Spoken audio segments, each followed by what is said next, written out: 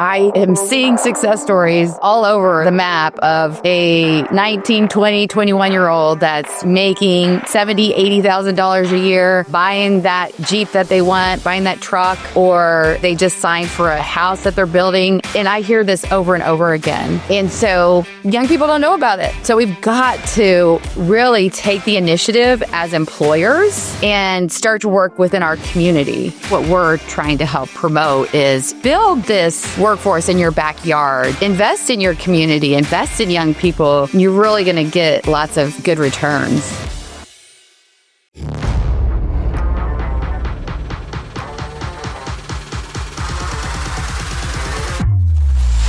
Hey everyone, welcome to Beyond the Build, the podcast where innovation meets collaboration in the world of construction. We bring together thought leaders and industry experts to explore the cutting-edge ideas transforming construction equipment, supply chains, building materials, and workforce productivity. This podcast is proudly brought to you by Faro, the revolutionary last-mile logistics platform, redefining how high-value, time-sensitive construction deliveries get done. Need it fast? Need it right? Faro it.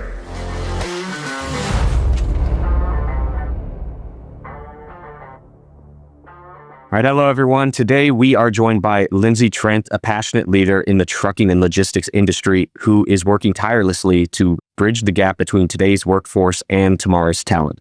As the president and co-founder of the Next Generation in Trucking Association, NGT, Lindsey is on a mission to attract younger generations to the trucking industry and provide the training, connections, and opportunities necessary to thrive in this dynamic field.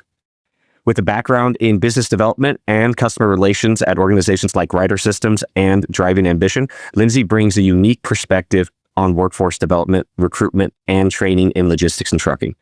Her work at NGT focuses on promoting trucking as a rewarding career, creating pathways for employment, and celebrating the achievements of students and young professionals in the industry.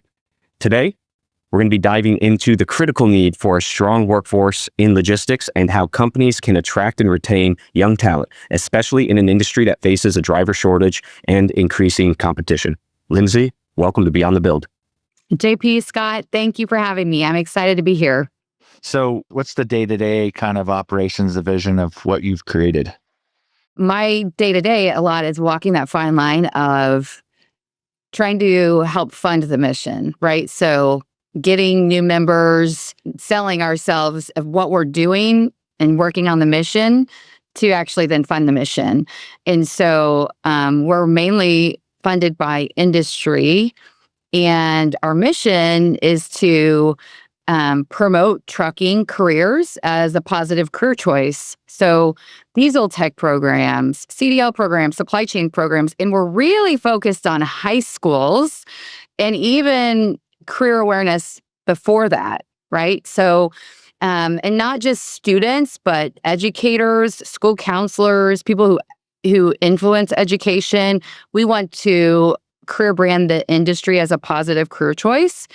And then we work with schools to build and enhance their training programs.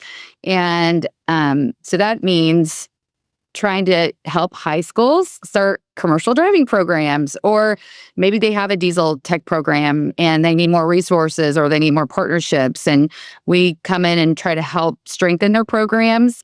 And then, of course, we want to connect tomorrow's workforce with today's employers. So bridging that gap between industry and education. And then lastly, something that we just recently added is celebrating achievements across trucking. And whether that's what we just rolled out, which was the Career Catalyst companies, and we awarded 16 companies this achievement of building career pathways for younger people to come and work for them. And then later on this year, we're going to have a top truck talent. So that is, rookie under 30, professional driver, or diesel tech under 30. So trying to recognize those young, awesome people that are coming into the industry. And so that's kind of our focus and what I'm doing every day at Next Gen. Today I was working on grant writing because we also have a foundation. And so trying to fund the mission through foundations is another thing that we're doing and working on lots of curriculum and educational resources, just a lot of great stuff. How critical is the situation when it comes to the future of trucking and finding that next generation of folks that want to use that as a career path? It's funny because I was just meeting earlier today with one of my members, and they're a pretty big LTL carrier on the West Coast. And I told him about the new award that we're going to do, the top talent. And he goes, "Oh, well, most of my drivers are in their 50s." And I'm like, so what we're doing is really critical because today I think there's an average, I don't know, short 60,000 drivers today, but it's only continuing to grow as the workforce ages and as they retire, and then as freight is growing. And so we're hitting this really big momentum of more and more openings that's continuing to grow and less people to fill those. So this is critical. And this is the same with diesel techs. It is an aging workforce. And so we are trying to let young people know that trucking is a great career choice.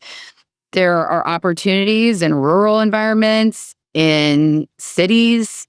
There are opportunities where you can be home every night, where you can be out on the road, seeing the country, where you can just be sitting in your truck, or you can be actually hand unloading. So some people don't want to have a physical job and some people do. So it's really trying to educate those young people because it is mission critical.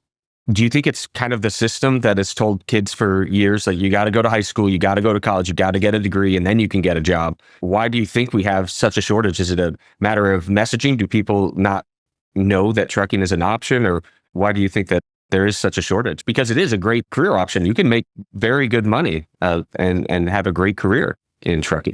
It's honestly all of the above.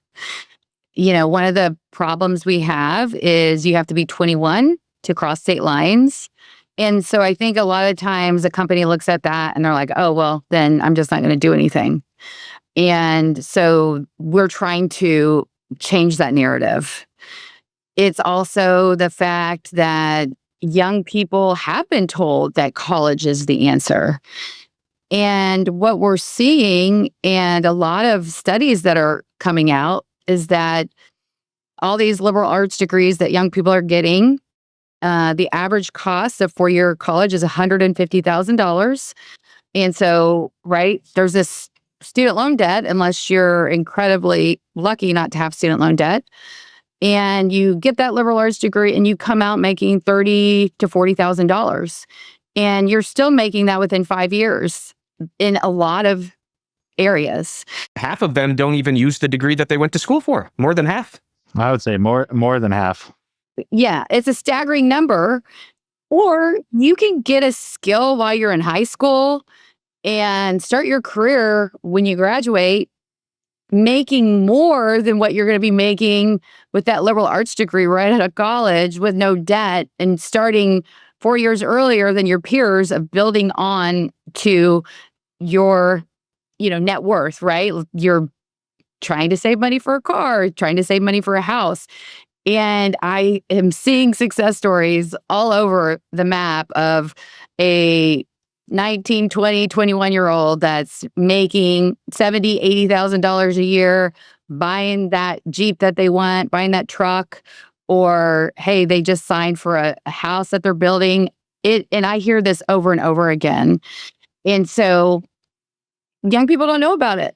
So we've got to really take the initiative as employers and start to work within our community. It's fun. It's not as hard as you think. I think a lot of people could be intimidated by it, but it's really fun to get involved in your community. And that's what we're trying to help promote, is build this workforce in your backyard, invest in your community, invest in young people. And you're really going to get lots of good returns. Yeah, absolutely. I mean, I love what you guys are doing because you're educating by giving them a perspective, right? I was told a long time ago, it's like humans, they want to be led, but they don't want to be told how to do it. Right. So it's kind of like, how do you give a young person or anybody a perspective and saying, this is an opportunity, this is not a demand. And I think a lot of times what we're seeing right now, the polarization of the media, is to what JP was saying, hey, this is the narrative that we're pushing, and we want you to accept it.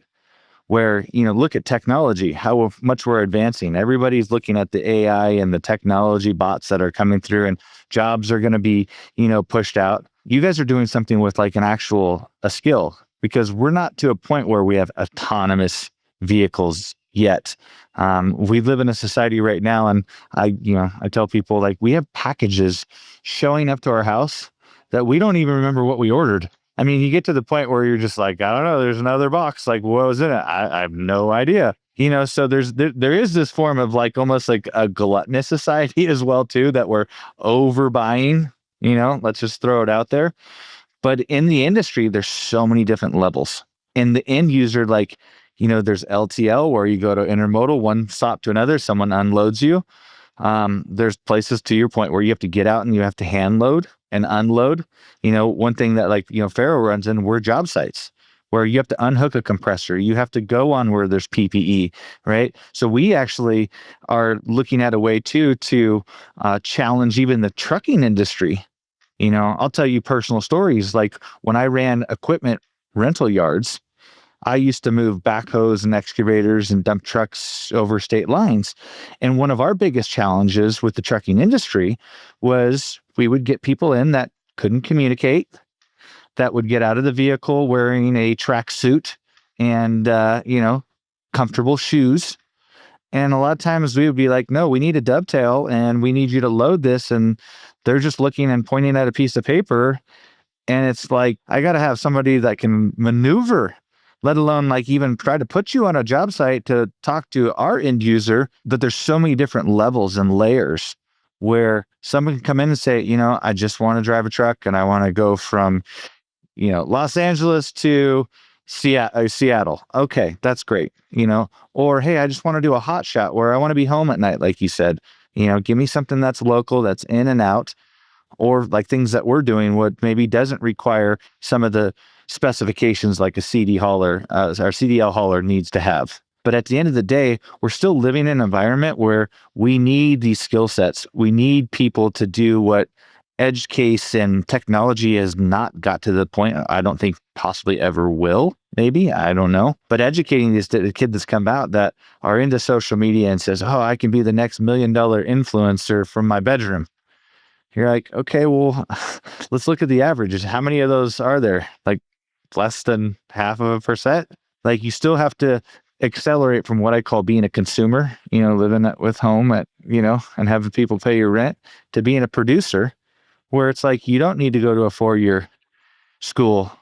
You can do things where it's like you're capable, right? There's opportunity. And so, as a parent, I look at my kids, I'm like, hey, I respect and understand that you have an opinion. But until you transfer from being a consumer to a producer, your opinion has limited weight. I love that. I'm going to steal that. Is that okay? Consumer to producer. You know what? I'm not original. I picked it up from somebody else. I take credit for nothing.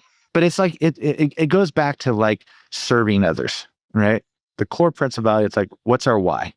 It's like to educate and give a perspective to an individual. That doesn't mean you have to do this, and if you don't do it, then you're ostracized. It's like, no, like, have you ever thought about this? To your point, you don't need to go 4.5, let's call it 5 years, most students, right?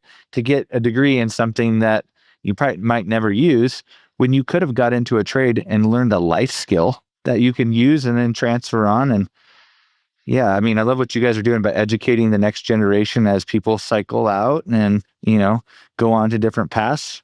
We're still going to need that trucking to get stuff from A to B, and the different layers between LTL shipping lanes and hot shot. And then, what we're doing in the disrupting space of, construction logistics was, I don't need a tractor trailer with a 53-foot poop deck to deliver a 2-inch trash pump that can go in the back of my F-150. all you really need is you got water on your job site and you need a pump in less than 25 minutes. Like, let's not go through the long breath of seeing, well, how do we do it without sending your plumber who's sitting there trying to manage the chaos going, where's my boss and how do we get here fast enough? That's the whole premise of educating and bringing opportunity. Yeah, one of the biggest initiatives that we have is so our co-founder, his name's Dave Dine, and he started a high school trucking program. He just finished his 8th year teaching it at Patterson High School in Patterson, California. And a few years back, we won a grant to have his curriculum written with a professional curriculum writing company to be able to scale the program. So now we have a turnkey solution where a school district can come to us saying, hey, we want to start a CDL trucking program at our high school. How do we do it? And we can easily give them the tools they need to be able to start a CDL program and be successful at it. So Dave's program, it's for seniors in high school. It's a well-rounded logistics program. It's 210 hours driver simulation training. There's 3 hours of lab hours where they're getting different experiences in a driver simulator. They are also getting truck and trailer experience with maybe backing skills and trailer coupling, but it's a lot of hands-on learning too. It's pre-trip inspections and that classroom instruction of ELDT theory. It's proper body movements to reduce workplace injuries. They go on a lot of field trips to see job sites, and not just the same job site over and over again, but a construction site and unloading and loading heavy equipment, or a food distributor. They do a roadside inspection with the state police. And so this is the class that we're trying to replicate in schools all across the country. So if any of your listeners think, my high school would be a really good fit for a program like this, contact us and we can help see if it's a fit for their high school. And the really cool thing is because of COVID, most of the country now knows that if there's truck drivers not running, then we don't have any of our things being delivered. We don't have no toilet paper. Oh my gosh. And then you see the ports and stuff like that. I had the experience. I was in Los Angeles and Long Beach. So I spent quite some time at the Port of Long Beach watching those come in and the intermodal stuff going out. And it's pretty chaotic in there too. Talk about if you get in the wrong lane and turn right, like you're going north and they're all coming south and you're like, what are you doing here? I mean, it's crazy, but not being part of the industry. I never got my CDL. So, and a lot of times, companies will come in and it's like training by fire. It's like, well, here you go. Don't break anything. JP, I think, kind of throw you out there too. When we first started with Faro, he was like, okay, we're going to do 3-inch ratchet straps and we're going to tie in the loose ends. And, you're a scout leader too. So you've had training and tying knots and everything else, but there's different tricks and tips. So how do you do your straps and, where do you chain down? Not just how, but why are you doing it? So you can think logically in not illogical situations, but the situations that inevitably come up that are different than what you were trained on. And your suppliers aren't giving you the information. They'll tell you upstream oil, come get stuff piping. Those are like missiles, and I sometimes go down and I'm like, that's not belly wrap. There's not dunnage where it should be. Or they'll do it and they'll stack it a different way. And I'm like, you don't have points of contact on every, and you see it going down the highway and you're just like, oh no, I don't want to be behind that or near it. The industry where it's going into high school and showing people hey, this is what the 4 points of contact look like. This is what 50% of your load means, just basic things where maybe, and again, I'm talking from lack of experience, the whole backing up and so the driving aspect, simulation, but what is the industry doing in terms of how to strap down secure properly, how to unload properly, some of the functionality outside of just driving, the motor vehicle. Well, interestingly for our program, right, it's 210 hours in high school. Then when they graduate high school, hopefully at that time they're going to be 18, then that's when they go on to get their behind the wheel training at a community college or a private driving school. And then ideally, they're going to go work for an employer that can put them through an apprenticeship program, really kind of invest in them for those specialties, like being able to strap down a load or being able to load and unload or backing skills. They don't teach backing skills at a normal CDL program. So that's kind of one of those learned on the job things, but that's why a driver simulator is so great, because you can practice driving backing skills on a driver simulator, and they have time in that 30 hours of lab to be able to practice those skills. Okay, now I'm forgetting what your question was that you asked. So just to your point, so it's right now, it kind of falls on the apprenticeship or the employer to teach them the skills of the strapping down properly, operating that stuff. Do you think the industry will, or have they already moved to somewhere where they can say, hey, part of the curriculum is we're going to go through these different types of securement of loads, so that, let's say a company comes out and says, I need 30 drivers and I need them to be in these type of rigs doing this type of material, where they can already say, I've got capable, people that can do it safely, can strap it down, can literally just put them in a truck and say, here's your route and go. Not, I got to go and invest more time and more dollars into bringing them up to speed. I just want to kind of get a plug and play. yeah, I think that is why industry needs to be more involved in education. In this model, they could go to the high school and take their flatbed and teach a class for an hour, right? And teach those students how to do it. That's going to give them that exposure.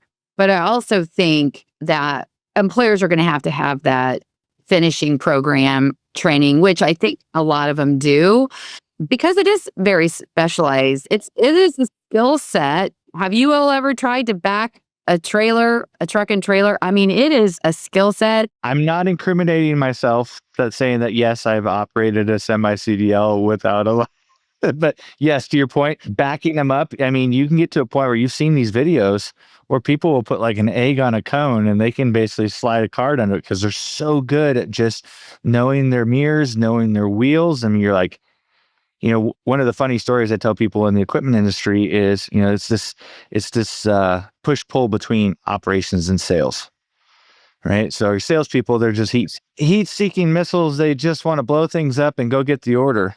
Well, the thing is, like, get your on-site contacts. Like, where are you going? So part of the plan I had was, when new salespeople would come in, they would have to take 2 weeks to ride with a driver. They'd get up at 3:00 in the morning, because every piece of construction equipment had to be delivered at 5 a.m., right? Because everybody starts exactly the same time. And I'm like, this is the importance of cross streets and contacts. I said, you want to try to turn around a tractor trailer in downtown LA at 7:30 in the morning because you couldn't get a cross street or an on-site contact? And so I'm like, this is what the industry, the drivers have to experience. They're like, I can't get your delivery that I can literally see the job site in my peripheral vision, but I won't be there for 45 minutes. What are you talking about? You gave me the wrong coordinates. Like, now I got to turn around. I got to go 3 exits down. Then I got to sit another, 25 minutes to go 3 miles because you just couldn't get me the cross street. It's the little things like that. So understanding like what people do and like the stress that it comes of, like, it's not easy when cars want to fly around you and they're honking and giving you the, you're the number one, or you're driving too slow. We had another podcast guest that was a CDL driver, and he was talking about, doing 140 miles down a grade with a truck full of coal. Yeah, his telematics tracked him at 136 miles an hour when he lost control. It's like, how do you train for that? And to your point, going back to the employers, I think sometimes employers struggle. I call it the 3 R's: recruit, retain, and recognize. Right? How do you really get people in? And if you're an employer out there that looking for trucking talent, looking for the next generation, the question should be asking yourself is, what are you doing as an employer to invest in that future? If you want to get people involved in construction equipment, like when I grew up, I'm like, ooh, a big wheel loader, I get to drive that thing? Yeah. Okay, well then go seek somebody, go train somebody. And then while they're in the driver simulators doing, they're like, hey, I actually would rather haul that hay bales or something else that they're like, that's not me. I don't want to haul that. I want to haul that. Okay, well then go recruit employers. Go find the drivers that are coming out and saying, do you want to haul this product or this product? Because we do this product. And they go, okay, I'll stand in that line. Yeah, and we have to sell Gen Z on why they would want to even be in our industry. And what really attracts Gen Z to trucking is one of the things is, right, it's an essential job. In construction, you are building the infrastructure that is keeping our country built and growing, right? And so Gen Z, they really care about they don't just want to make money for the company they work for. They want to be a part of something bigger and do something that's worthwhile. And so we've got to educate them that trucking, that construction, it's a worthwhile job. It's not going anywhere. It's essential that they really care about culture and about companies. So you need to make sure you're building a good company culture and that you're recognizing accomplishments of your employees, that you're celebrating successes, that you're not just about the dollar, right? But that your company cares about those around them and other things than just making money. And that could be a cancer walk or you guys recycle at your company. But Gen Z wants to see that.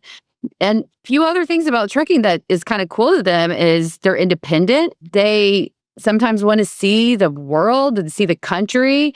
And I was talking with a teacher. So he was a driver and he's from Wisconsin, from the city of like Milwaukee. And he got a CDL and now he's a trainer. But he said, I never thought I would ever see all the things I've seen in trucking. I've been to 49 states. And before I left my house at 18, I never went on a family vacation. I never saw any of this, but I've gotten to see it because of trucking. And that is appealing to Gen Z. There are a lot of great things about our industry. We have to educate them about the industry. We've got to educate them about the benefits of it and that it pays really well. I have a huge thing to say about the financial side of things so financial literacy is something that I'm super passionate about because I didn't have it growing up as much as I wish I did. Now I do as an adult. I'm like, holy crap, my eyes are open. I'm doing all the right things now, but I wish I was doing them, 20 years ago. In a job like this, you have the capacity to potentially put away $1,000 a month. If you do that for just 20 years, you have $1 million. If you do that for 30 years, you have $3 million. Just $1,000 a month over time, compounding this interest. Yeah, but I got to go buy that new truck. I got to go on that other vacation. I got to get another motorcycle. What are you talking about? Save money? Go fast and mud. No, those are good points. And so I want to ask you, Lindsey, a question that could be a little bit sensitive to the industry, but it's something I think that we should all talk about, right? To get the uncomfortable stuff out there. How do we educate them on the professionalism of being a driver? And I'm not talking about the professionalism that you can follow the standards of the road and be safe. There has been maybe a stigma that it's like the drivers, maybe because they're by themselves in a truck, they don't really have the level of personal appearance that, hey, they get out and, the shirt's untucked and, in our industry, I don't need PPE. I reference the tracksuit and the nice, sneakers and stuff like that. But a lot of times too, whether it's the movies or something that's like, oh, here comes, me talking, the truck driver with the grizzly beard that looked like he hasn't showered in 3 days and his pants look like they're, he's mad and stuff like that. And, Gen Z wants to walk around like they're still in their pajama pants. And yet you have to have this level of professionalism, even though you're working in your own office, which is i.e. a truck. But when you get out of that truck and you go into a business client or you go and interact with their clients, is there any type of level of going saying, hey, as an industry, we kind of have to up our game a little bit and not always just be comfortable and wear what we think is appropriate in our truck and think like, oh yeah, everybody's, I can go to a business looking like that. And we're like, oh, does that guy shower like anytime this week? Does that get circulated? Is that something that's in the industry that people talk about? Like, what's your opinion on that? With the program that we've created, there is what we call leadership in motion. And we're teaching those young people leadership skills and really the professionalism of driving and representing your company and your industry to the world around you. So it's really important. I think that there are, road teams. A lot of state associations have road teams. The American Trucking Association has a road team. The more people that can model professionalism and driving, the better. And where else better can we do that than on social media? And having social media influencers that are professional out there is really going to help magnify the industry, magnify the professionalism that so many people have and the camaraderie in the industry and how it's very diverse. We support one another in the industry. We're just going to have to keep trying because there's always going to be those people out there that make our industry look bad, right? That's always be there. But we also need to have more of those people that are going to be making our industry look good and create that professionalism and hold the standard high for their professions. Yeah, and going back to JP's, fiscal responsibility, we've actually looked at and said, we have competition. Everybody has competition in their industry, but looking at the difference between a hauler that shows up full PPE, safety vest, boots, gloves, and ready to work, compared to someone that's like not in any of that stuff, and we're just like, you have a choice. When you pick up the phone or you basically schedule to have something picked up, who do you want showing up? And then the person with all of the protective equipment has a money clip that's about this big, and the person that doesn't has a styrofoam cup. But yet they're both just doing the same thing, and you're just like, you have a personal brand, whether or not you're working for an organization or you're an independent. But it's like, you want to get financially responsible and be able to earn. Like, what is your brand as an individual? And how are you representing your company? How are you representing yourself? And what are you doing to basically earn those financial dollars that you're seeking?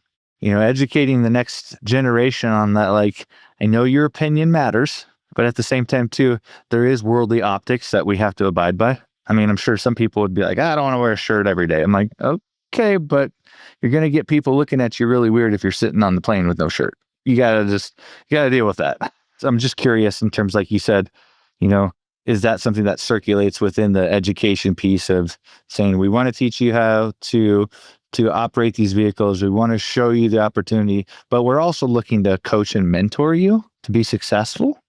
Even if you don't choose trucking, because you guys would probably say, well, we're trying to get this full circle. It's just the trucking industry is the vehicle we're using to get you there. But at the end of the day, we want to see you succeed. That's why we do it. Yeah, that's right. And it's about building those career paths where they might start off as a driver or on the dock. And there's so many growth opportunities. And connecting them to those opportunities is really important. But professionalism is a part of all of that. And teaching them to be well-rounded is a part of what we're trying to do at Next Gen Trucking. Do you think there's a gap to be bridged for the younger crew? One of the things I kind of notice in our network of haulers is, we have a good pool of younger people, which is great. And we have a pretty large pool of older people who maybe were truckers for their career, but now they're kind of retiring and they're like, all right, I want to stay in town. I don't want to drive a big rig anymore or anything huge. What can I do? And they find Faro, and it's this, huge opportunity for them to maybe pull a trailer delivering, 6 pallets, 8 pallets, a couple racks of pipe, or delivering equipment like scissor lifts, things like that. Do you think that could be an opportunity for the younger generation to bridge as well, where it's like, okay, you can't get into a full truck and cross state lines till you're 21, but you can drive a pickup truck or get a trailer and do loads under 10,000 pounds and get some potentially good experience there. Nothing else for hauling, but experience with people and how to perform on a job site and things like that. What do you think of that?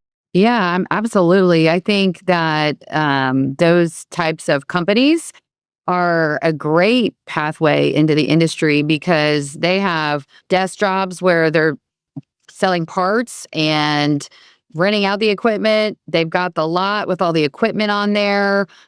That equipment needs to be maintained.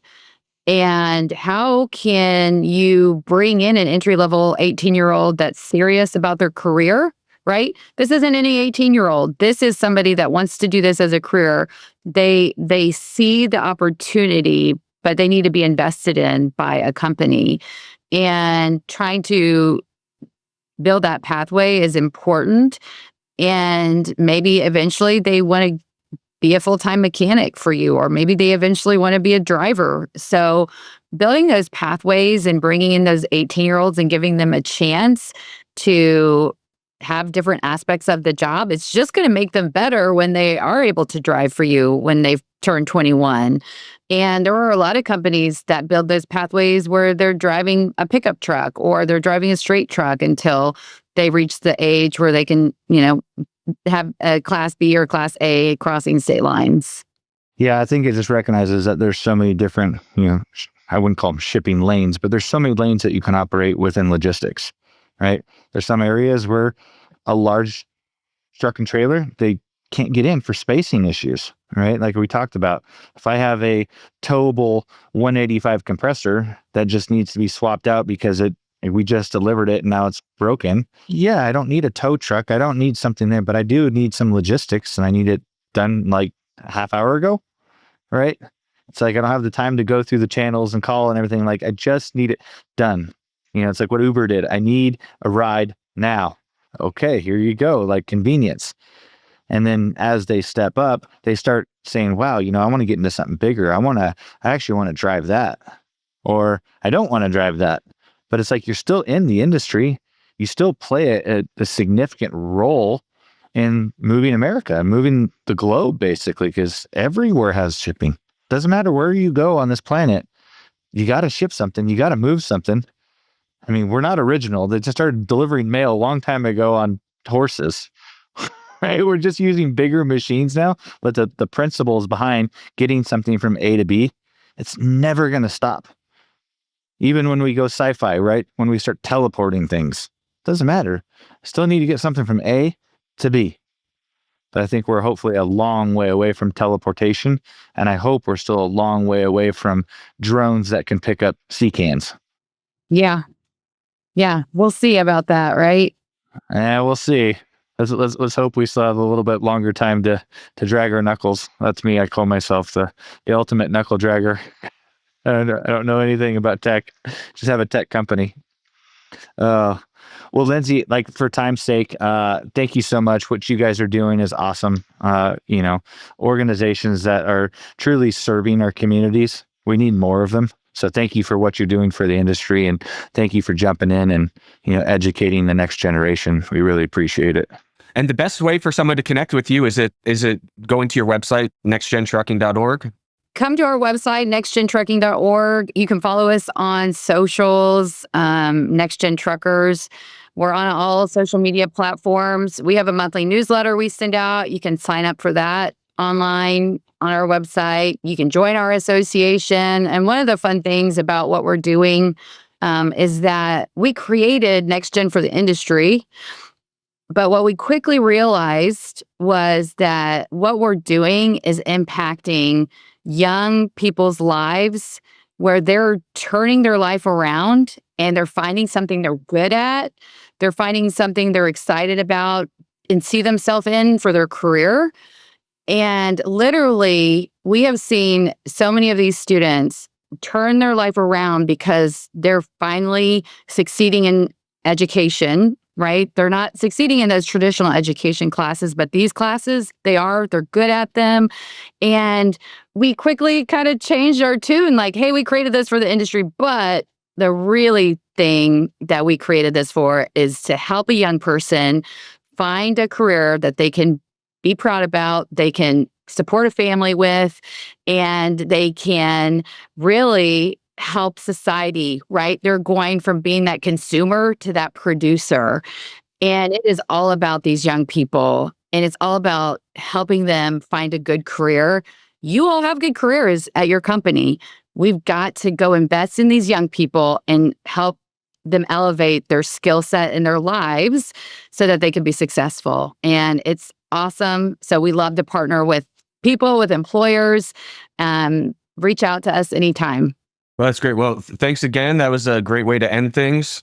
We really appreciate you being on, and hopefully see you again sometime, maybe. Yeah, feel free to connect with me on LinkedIn, Lindsey Trent. I'm on LinkedIn, and I post a lot on there and kind of show all the good things that's going on. Well, wait to get her and Tristan together, because Tristan is our social media. I think you spoke to him maybe on a call. The younger generation, I told them social media. I'm all, Tristan, all I have is a LinkedIn, and I'm told to basically look at it once a week. Like, I'm trying to adapt to the new model of social media. I'm very reluctant. With that, goodbye, everybody. Thank you so much. Well, everyone, that is a wrap for today's episode of Beyond the Build. We took away some real valuable lessons and insights, and I hope that you did as well. If you enjoyed this episode, we would ask that you subscribe so you can never miss an update. If you're a thought leader looking to innovate in the construction industry, let's talk. We'd love to connect and hear your thoughts. You can find Beyond the Build on Spotify and Apple Podcasts, plus anywhere else that you listen. And if you'd like to learn more about how Faro is changing logistics in the construction industry, please visit our website at faronow.com. Once again, thanks for tuning in, and until next time, be humble, serve others, and make an impact.